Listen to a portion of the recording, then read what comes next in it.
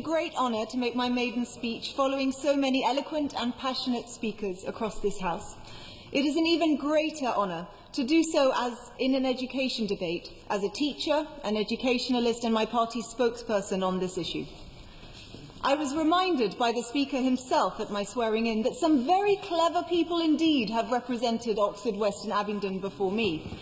Nicola Blackwood is a capable, generous advocate, and while we disagreed on much, there is one point on which we agree absolutely, that the people of Oxford West and Abingdon deserve and demand the highest level of constituency representation.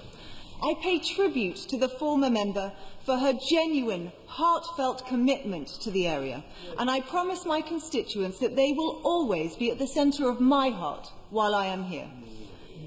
Prior to Nicola, I am sure you all remember the inimitable Dr. Evan Harris, who inspired me through his fearless advocacy for progressive, evidence-based arguments, which many others would have avoided, and I am now proud to call him my friend. Both of these predecessors were also enthusiastic proponents of science, and as a maths and physics teacher, I intend to do just the same. Now, I may just be the luckiest woman in the world to represent the beautiful, historically important constituency of Oxford West and Abingdon. To the north sits Kidlington and surrounding villages. Indeed, Kidlington itself is one of the largest villages in England and proud of this status.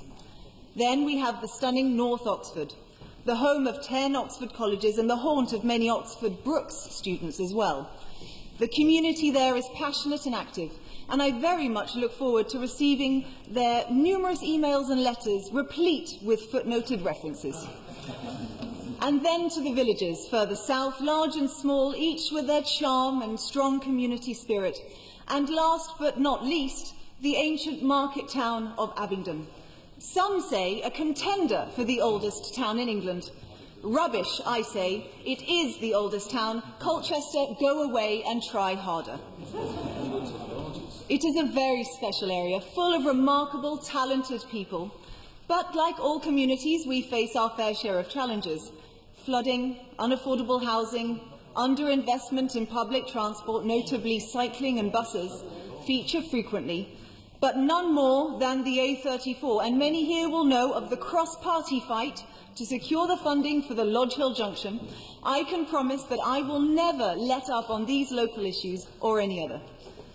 But the most recent grassroots campaigns were on the closures of children's centres in the constituency and in the crisis in schools funding, led by parents in the Oxfordshire Fairer Funding Group, which brings me neatly back to the theme of this debate.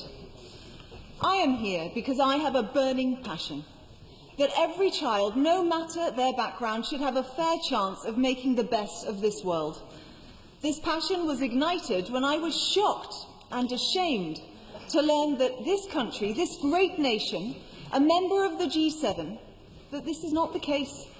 I've lived in countries like Ethiopia, Jamaica and Jordan, where such inequalities might be more understandable. But here, we have no excuse. Such inequality is simply wrong. Which is why I'm so concerned by the government's interpretation of fairer funding. I have been a primary school governor for the last 2 years and have seen the figures for myself. There is a funding crisis, make no mistake, and unless more real terms funding is found, the next thing to go will be teachers. With fewer teachers, there will be fewer one-to-one interactions with that struggling student that we all know will make all the difference to them. And so I end by asking this House this. Is there anything more important than the support and the love that we give to the youngest in our society? After all, one day they may well be sat here looking after us. And I beseech the government, in this time of great uncertainty, let's make sure we give them everything we possibly can to help them, and by extension all of us, succeed.